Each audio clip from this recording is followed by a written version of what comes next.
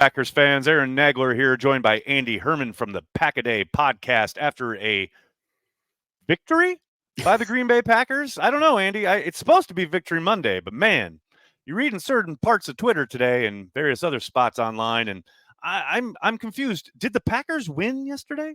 I am so glad that you started this way because actually, this is not me just saying this. One of my favorite things that I get to watch that I don't do a ton of perusing around Packers stuff because I want my own say. I love your gut reactions after the game.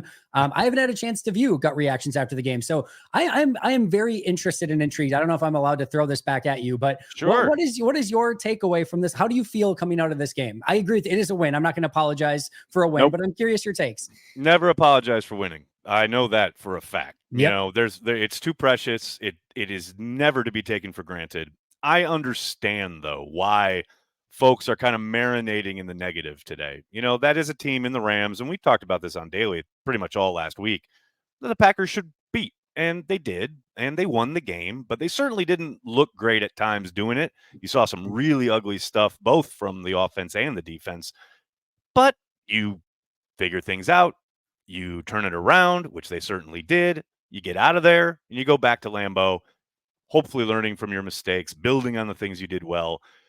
But I do think the weight of expectations on this team is certainly bubbling up in the fan base. I don't think the people inside the building are, really worried about any of that nonsense. But I think outside the building, there was a lot talked about throughout the offseason about expectations, about what kind of team this could be, the idea that it could make a deep run and be a contender. Well, they certainly don't look like that right now. Yeah. Thankfully, titles and contending, that doesn't happen in October. It does not. That happens in late December, early January. So I understand some of the hand wringing. I get why people are pointing at many of the problems and negative aspects of this team. Again, that's part of fandom, right? Yep. But man, you still it does feel like, we joke about entitled town a little bit.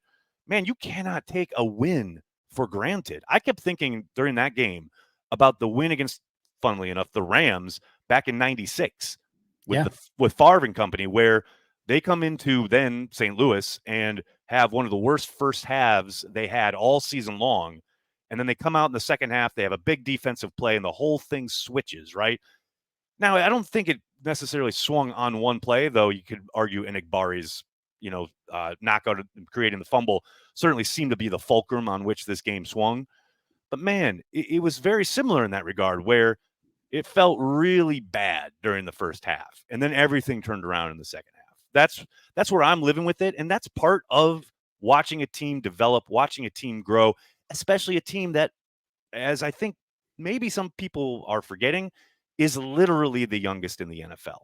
I think it's going to be, I don't know about expected, but it should be. What would you say this was a C+ game from Green Bay? C minus, somewhere in that range? Hovering around there. Yeah.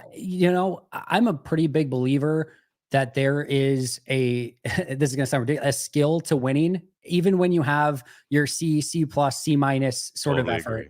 And I don't know how many teams they would have beat in the NFL with that effort from Sunday, but they had enough to beat the Rams. And when you can go and the offense was not firing on all cylinders. They didn't have really great rhythm. The defense couldn't get off the field. But when they needed to have plays the most, they had enough to come up with those plays and get into a road game with some drama that was going on in the background, with a season that hasn't exactly gone swimmingly and according to plan so far due to some injuries and some weird stuff. And they went in there, they got the win. And for me, there is a skill in that too. And I think big plays from Tucker Kraft, Jaden Reed when you needed it, Xavier McKinney, Kingsley Enigbare. That's what ultimately got you over the top in this game. And sometimes you're not going to have your best punch, and you still got to find a way of like, all right, how can I technically fight this one and still get out of this with a win? And that's what they did. And I think that is a grind. I think that is usually a show of a mature team, an experienced team of like, all right, nothing's working for us. Like sometimes you just fold in those situations, or you just don't get it together. And this team just found a way to like, we're getting out of here with a win. I don't know about you. I definitely talked about this going into the week of like, I kind of had a feeling the Rams were going to be desperate to not go 1-3 in this one, or 1-4 on the season now. and really wanted to come away with this. And McVay has lost every game to LaFleur so far. I'm sure that's eating at him a little bit as well. And anytime you've got a Matthew Stafford at QB, you always have a puncher's chance. I thought the Rams had a great game plan against Green Bay on both sides of the ball. I thought Green Bay, again, didn't have anywhere near their A game, and they still came out with the win. And I think that is valuable. You get back to Green Bay now. I think they can hopefully, to say it as Mike McCarthy would, stack success a little bit moving forward and start getting into a little bit of a rhythm on the season. I'm totally fine with the way that they won this game. It's funny you mentioned that word, rhythm, because it doesn't seem like there is much of one on offense, especially coming out of the gate the last 2 weeks, right? Yeah. And I don't think they want to admit it, but it's pretty clear to me that they're still maybe not hedging, but they're dealing with Jordan Love and his knee, right? The way the game plans have been put together, what they've asked him to do. We've seen a little bit of the kind of under center play action game, but mostly that's been not MIA, but it's been minimized, right? They're operating almost entirely from the gun. And it just feels like the burden is being placed on Love rather than trying to lean into stuff that would take the burden off of him. And I don't know, obviously I'm not in the game plan sessions. I don't know if maybe Love is lobbying for that. Maybe Matt and he have come to some kind of agreement / understanding, but I don't think after 2 weeks of having him back in the fold, so to speak, that the argument can be made that, they're not leaning on the things that helped Malik Willis. They're going, okay, you're our starting franchise quarterback. We're going to operate in a certain way. And to me, I think that's, I don't want to say harming the offense because, as you point out, they really figured it out in the second half. They figured out a way to put things together. I just think they need to help him a little bit more earlier in these games. That's just my kind of first blush. Going back and rewatching it a few times this morning, I just keep coming back to, you had a really interesting and specific way of helping Malik Willis with your quarterback coming off that injury. I still think they need to kind of maybe lean into that a little bit more. Since we're going back to the Favre days a little bit already, there was always that feeling with Brett where you had to maybe get him a couple easy completions early in the game to start getting him going. And if you didn't get that, sometimes it sort of spiraled.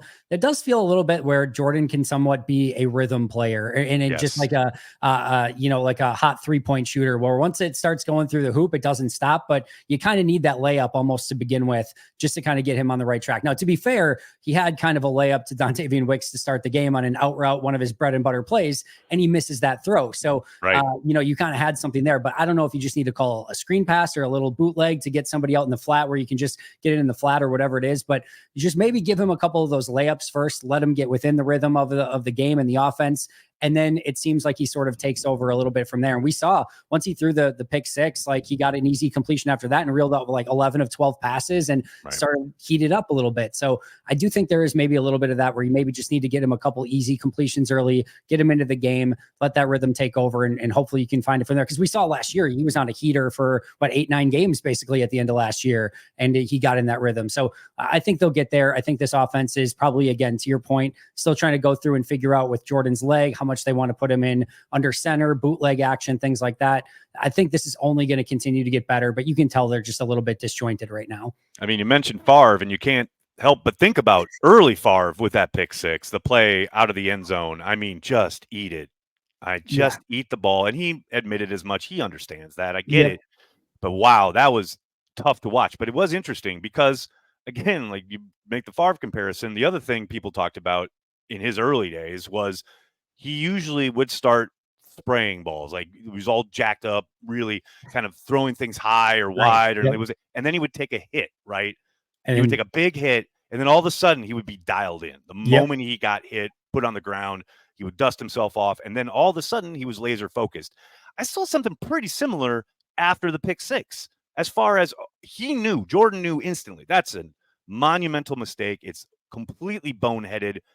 And it seemed to focus him. Now, obviously, you don't want that, right? That's not how you want to operate on a day-to-day, game-to-game basis.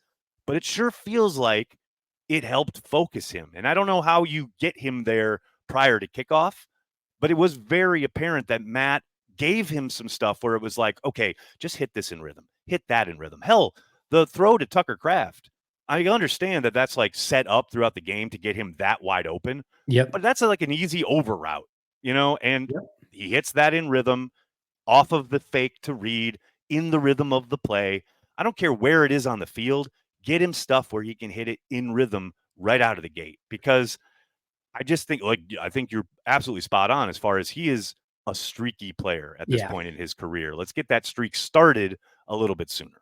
Yeah, I think there are times too, again, going back to Brett a little bit, where he has a little bit of that big game hunter in him. He sees some of those plays down the field. Yeah, and he wants to take those shots. And I thought even on a play, there was the slant to Bo Melton where he threw it high on the play, but like that was covered well. And there's Ben Sims just chilling in the middle of the field, just kind of wide open. And even technically on the deep ball to Jaden Reed, which he also talked about, like Bo Melton's there. Yes, Bo Melton's wide open, chilling in the middle of the field where, listen, that is if you're going to make that throw, I guess make it a 10 out of 10 perfect throw right on his fingertips and make it so that only Jaden Reed's going to go get it. Not probably his best decision, as he talked about after the game a little bit. That's always like, how do you evaluate? That's the no, yes, sort of 100% what that was. Yep. Exactly, right? But if you're going to throw it exactly how he did it. But yeah, then there's Bo Melton wide open, middle of the field, just an easy play for 10, 15 yards. I think Melton would have been able to turn upfield and get some yardage after it too. So I just think, and I don't know if, we saw obviously some of this from Jordan last year. I don't know if there's any of the,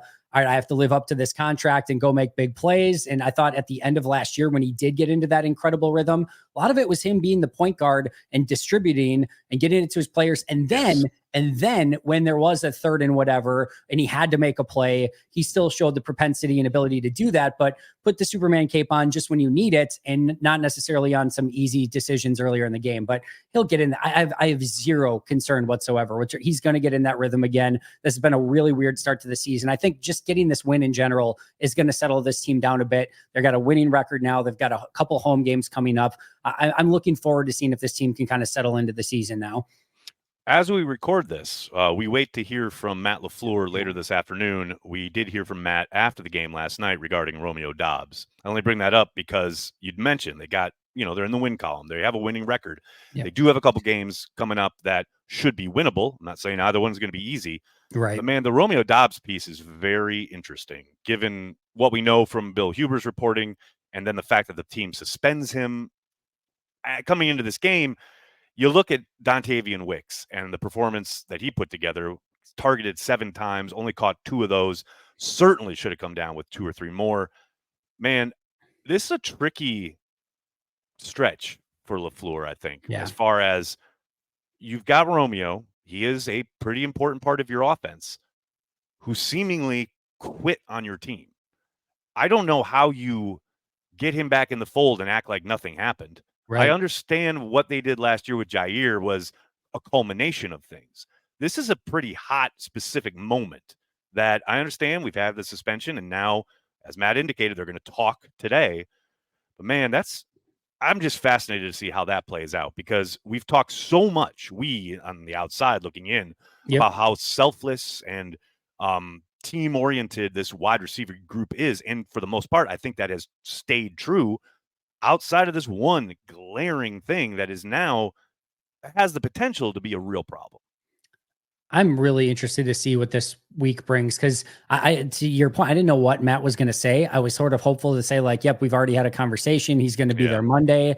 This was like, it didn't even feel like they knew for sure if this was going to be where Romeo shows up. No, I mean, his language was, I hope we're going to do this. I hope. XYZ. Yeah. So it could be that they talk on Monday, and Matt on Monday in the press conference, or talk today, I should say. And in the press conference, he says, yep, talked to Romeo today. He was in a really good headspace. He apologized to his team, whatever it might be. And they can move forward with it. Even in that situation, to your point, I don't know, when you have a group full of hungry wide receivers that are going out, and like, we can talk about maybe some of the separation in this game. Bo Melton was blocking like a maniac in this game. Malik Heath was blocking pretty well.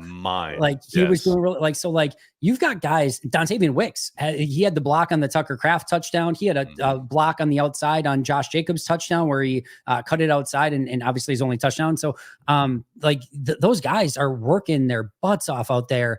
And and all of a sudden, Romeo comes back after that situation. Can you just put him and be like, yep, you're back at the top of that pecking order? Or does he go down to wide receiver 5 or 6, which then I'm sure Romeo's not going to be super too happy about it. Exactly. Right. Because he wasn't thrilled and he was already the top snapped wide receiver. So that is a very interesting, sort of series of events of how this plays out. And if there's any, like we can talk about Jair of like how it maybe shouldn't have happened in the first place, but man, this is a star corner who could have easily taken his ball and went home and said, trade me. I'm out of here. I want nothing to do with you guys anymore. And you could tell, took it upon himself to get better. Like both sides came out better from that. I'm still to this day super impressed with how Jair, handled that entire situation, because that could have gone in a billion bad ways. And, right. Now it's Romeo. It's the same sort of thing of like how he handles this is going to be huge, because if he has any, no remorse, or just like, yeah, I guess I'll come back and do whatever. Like, how does Green Bay handle that? It is a very interesting situation. And I think anything is on the table for, like, if you told me like they got it all together and he was back in the rotation this week and it kind of was back to, well, nothing happened and we're just going to move on, I could see that. If you told me that this went in a different direction and they actually had to end up trading him down the road, like, I wouldn't be totally stunned by that either. So I think everything's on the table here. It's going to be interesting to watch throughout this week. Let's just put it that way. Yeah. Let's flip over to the defensive side of the ball. And I don't think you can start anywhere else other than Xavier McKinney getting his 5th interception in as many games. I mean, I've been watching football a very long time. Since I was 3 years old, my grandfather took me to Lambeau Field. That is literally my earliest memory in my life. And I don't think I've ever seen this. I mean, I watched Charles Woodson. I watched Nick Collins. I've watched a lot of dudes come through Green Bay, Wisconsin. This is unreal. The fact that he is snagging these things and could have had 2 more, by the way. That's the other thing. He had 2 others, one in particular that was in his hands. Yep. I mean, you talk about a ball hawk. You love to see it. And if you're a quarterback, that's Matt Stafford, who McKinney said after the game looked him off more than any quarterback has ever looked him off in his career. The fact that he still got him, that Stafford, a guy who, yes, has been known to throw one up every once in a while, but that's an aged veteran who knows every trick in the book, and he still got him a couple of times. This is so fun to watch. It is so fun to watch Xavier McKinney in a Green Bay Packers uniform. I think the crazy thing too about this is one, he's done primarily the majority of his, I think actually all of his interceptions by pretty much post safety. Maybe the first one he kind of ranged over from like a too high look, but mostly in post safety. They're doing some really fun stuff with him too, where he'll line up at the line of scrimmage and then flash in like a completely different zone entirely and like be a robber and like they're going to get some QBs on some of that stuff eventually, because he's just flying around the field from God knows where on any given moment. Like, you don't know what he's going to do. So that's a fun part of it. And 2, they're doing a lot of this without even a defensive line that's getting a ton of pressure so far. Well, like we'll get to that. I know. But if the defensive line all of a sudden starts amping up the pressure, you can only imagine there's going to be more opportunities where quarterbacks just throw a few more up for grabs, which could result in even more opportunities. So it's funny. The first 2 players you think of are Charles Woodson and Nick Collins, obviously Leroy Butler in that conversation, but like name a playmaker on defense in our lifetimes. And I know it's a small-ish sample where it's getting less and less small as time goes on. I know, right? Through 5 games of what he has been doing so far, it has been phenomenal to watch. And we talked about it last week. Even if you took the big plays away, he is playing a super great brand of football in and of itself, and being a master communicator on the back end. You can tell Williams and Bullard are picking up stuff from him. It is a huge free agent signing. He has lived up to it and more. And then, of course, just the playmaking is out of this freaking world. And then you mentioned, Williams and Bullard and all these guys in the secondary. You talk about a ripple effect, and it was great to see Williams get his first extended action. I thought the rookie was everywhere, and I think some of it was good, some of it was bad. I think that's to be expected for your first extended action. I was pleasantly surprised that they made a move where, okay, we're going to pretty much understand that our personnel without Jair calls for us to put Nixon on the perimeter, get Bullard down in the slot, and let Williams kind of be the safety opposite Xavier McKinney.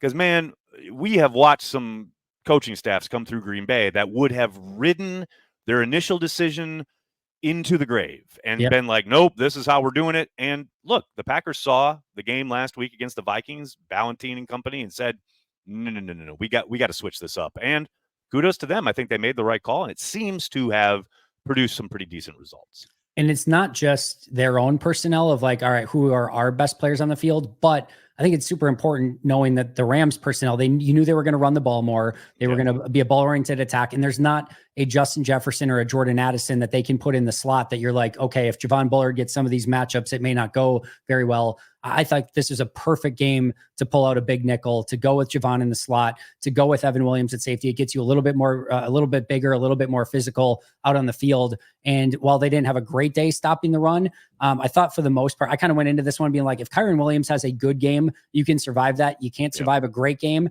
Yeah, with 22 carries, 102 yards, something in that realm. Like, he is a good back. He had a good day. You tip your cap a little bit. But I thought bringing in a bigger, more physical, heavier sort of defense with the big nickel was really, really smart. And I thought they didn't get beat or toasted on it on any of the pass plays with Bullard in the slot. And this was a great game to do it, to show it when they really hadn't shown it before to an opponent. I thought it was a bit of an unscouted look, and it worked out really well. I really like this idea from Hafley in this game. And speaking of adjustments on the defensive side of the ball, with personnel perhaps in mind, how many more weeks do we watch Rashawn Gary, Preston Smith, and Lucas Van Ness go absolutely nowhere when asked to rush the quarterback until Kingsley Enagbare is out there pretty much every snap and becomes defensive end one? Because to my eyes, and I don't know how you see it, right now, Enagbare is pretty much the only defensive end who's playing worth a damn. And I say that as a huge Rashawn Gary fan, very hopeful that Lucas Van Ness can turn into something.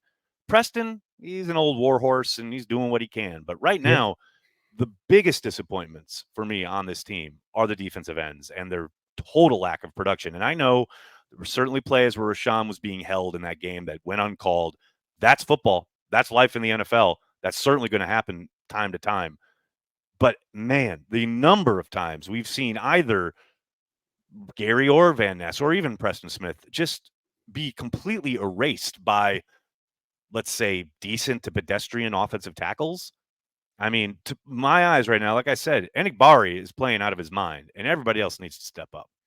And it's one thing, like you're gonna have a stalemate when you pass rush from time to time. Like you're not gonna win on every single down. I get that, but you're seeing these guys get erased on a lot of plays where it's just they're making their initial move and they just are completely stoned, or they go around the edge and it's just they just walk them right around the bend and they never have any sort of threat at the quarterback whatsoever. I think that's the big thing too. I would even extend it really to the interior of the defensive line. I know Kenny had the rush, but he was unblocked on that play.